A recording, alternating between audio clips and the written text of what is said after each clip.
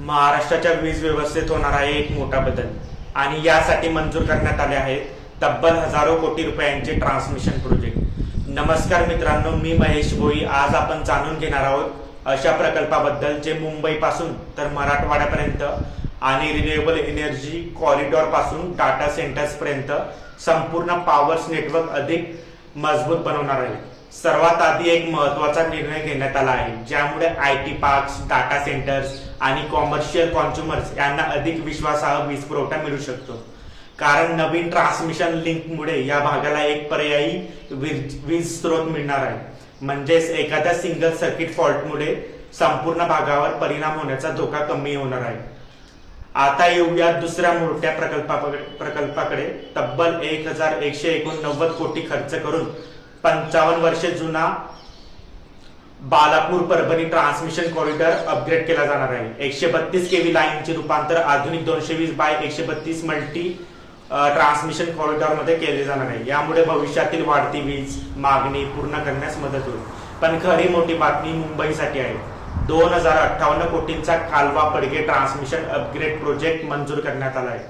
हा कॉरिडॉर मुंबईच्या पॉवर सप्लायसाठी अत्यंत महत्त्वाचा मानला जातो। या अपग्रेडमुळे मुंबईच्या ट्रान्समिशन नेटवर्कची क्षमता आणि रिलायबिलिटी दोन्ही वाढणार आहे। आणखी एक महत्त्वाचा निर्णय, दक्षिण मुंबईमध्ये महालक्ष्मी 400 केव्ही सबस्टेशनच्या अपग्रेडेशनसाठी 1295 कोटीची मंजुरी देण्यात आली आहे। या प्रकल्पामध्ये 2 500 MVA ICTs बसवले जाणार आहेत। तसेच अत्याधुनिक 400 केव्ही GIS स्विचगेअर बेस विकसित होणार आहेत।